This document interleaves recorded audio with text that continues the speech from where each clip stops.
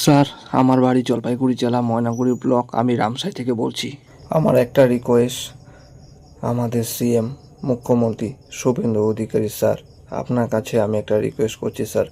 এই অ্যাপ্লিকেশনটা 11 তারিখে করা হয়েছিল, অ্যাপ্লিকেশন স্যার রিজেক্ট কেন হয়েছে আপনি স্যার একটু বলে দিবেন। এখানে আমি নিখুঁত করে মিলিয়ে দেখেছি, কোনো তথ্য, কোনো কিছু মিস্টেক বা কোনো তথ্য ভুল দেওয়া হয়নি। এই দুইটা নাম আমার রিজেক্ট করে দেওয়া হয়েছে স্যার।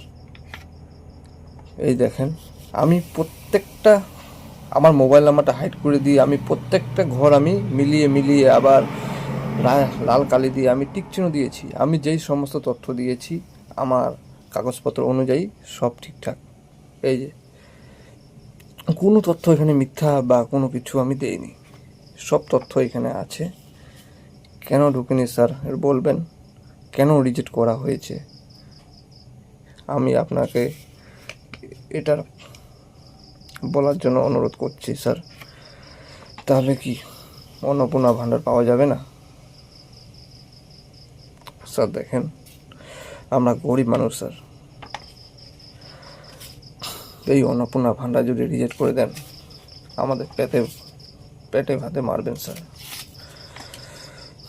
দেখেন স্যার, যারা চাকরিজীবী ওরা টাকা পাচ্ছে, কিন্তু সাধারণ লোক আমরা টাকা পাচ্ছি না। আজকে হলো 3 তারিখ, আশায় বসেছিলাম 1 তারিখে টাকা ঢুকেনি, ঠিক আছে 2 তারিখ পাবো। 2 তারিখ ভেবেছি ঢুকেনি, 3 তারিখ পাবো। 3 তারিখ আজকে চেক করে দেখি রিজেক্ট হয়ে গেছে। এই ফর্মটা হচ্ছে 11 তারিখে ফর্ম ফিল আপ করা হয়েছে, কিন্তু আমি দেখছি যারা অনেক বড় লোক চাকরি করে, ইনকাম ট্যাক্স দেয়, তাদের অ্যাকাউন্টে টাকা ঢুকে গেছে। কিন্তু এই সাধারণ মানুষদের এই অ্যাপ্লিকেশন রিজেক্ট কেন করা হয়েছে? স্যার আপনি একটু ভালো করে তদন্ত করে চেকিং করে তারপর টাকাগুলো দিবেন স্যার। আপনাকে আমি ভালো করে বলছি স্যার, আপনি একটু চেকিং করবেন। অনেক বড় লোক আছে, সবাই টাকা পেয়েছে, কিন্তু গরিব মানুষ টাকা পায়নি।